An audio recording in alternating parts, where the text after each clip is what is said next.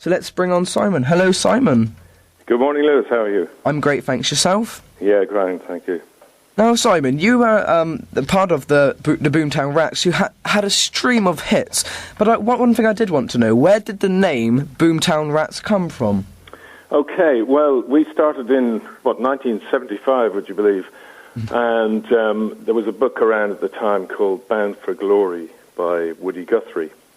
And there are characters in the book called the Boomtown Rats. It was about an oil town in America. And the younger generation in the town were sort of cast aside by the local community. And they called themselves the Boomtown Rats. So we saw a sort of resonance with that name, and that's where it came from. Oh, so you read a book, you saw the name Boomtown Rats, and you thought, right, that's the name, that works. Yeah, we went through a couple of other silly names before, like most bands do. There was one name we had for about half an hour called the Nightlife Thugs, which was very soon abandoned, and then we tried the Boomtown Rats, and the first gig we did, we became the Boomtown Rats, so it stuck from then on. And when would you say the Boomtown Rats actually got the break in the music industry? Was there a certain time when you actually managed to get your foot in the door and do what you enjoy doing? Well, we're an Irish band, and in 1977 we kind of run out of venues to play in Ireland. So we did a demo tape. We came over to Britain with it, and London was the hub of the music centre, music world, really, in a sense. And we signed up. In those days, the record deals were quite a lot more generous in terms of the length of time. So we signed up for, I think it was a 5 or 6 album deal at the time, obviously with options, so they had get-outs at the various stages.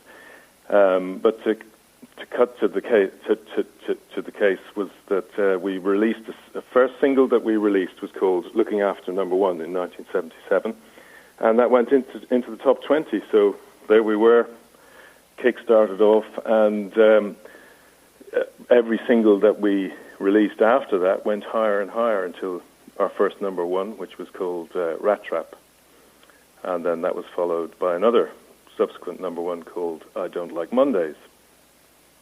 And we were very fortunate, I think. However, we did work very hard at touring and recording and so on. So it was a very good time for us. How must that feel? Because as you just said, as I was looking, you progressed.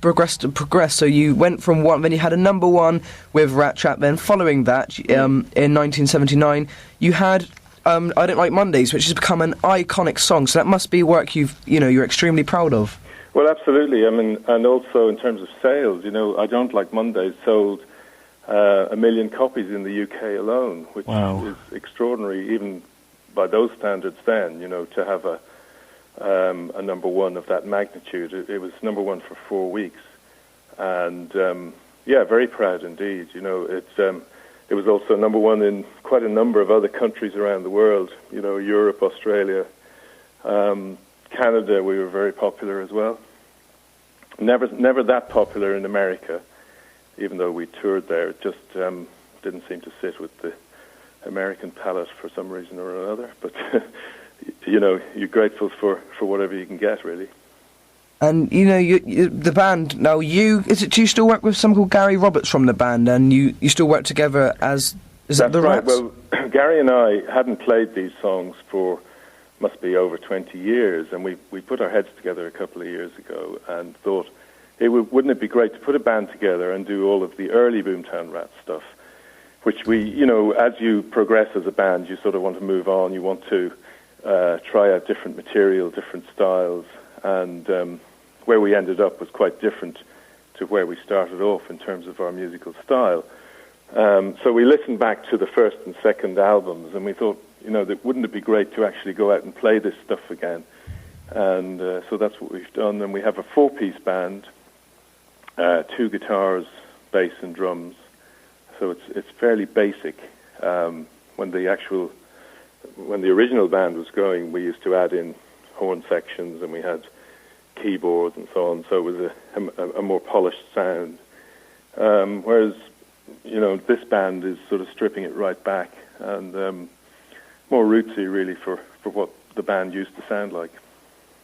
And, is there any plans from you now to release maybe a new album? What current projects are you working on at the moment? Well, we've recorded some material. We're currently mixing it.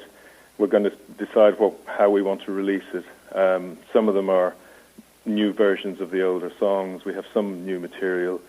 So we're in process of writing and recording newer stuff as well. So, that's to be released at some later date. That's great news. And once again, Simon, thank you for joining us here today, and good luck with the projects. Look forward to hearing the new version of the classic songs as well.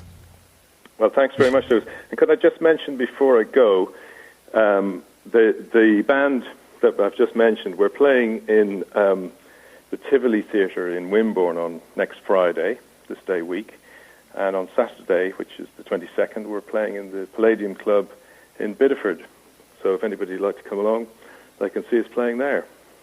And when you're doing these tours and stuff, you must get your loyal fans come to watch you. So it must be. Do you enjoy touring? Well, absolutely. It's absolutely. It's fantastic to think that there are people out there who want to hear this music, because it is quite old. It's some of the songs we're playing are 30 years old now, since they were out and released as singles. And, there are people with their record collections that come along and want our autographs and so on. So it's good fun, Well, thank you, Simon, for joining us on the show, and good luck. And we are going to play I Don't Like Mondays, one of your classic songs. I absolutely love this one myself. Well, thank you very much indeed. It's a pleasure to talk to you. Thank you very much. Bye. All the best. Bye now.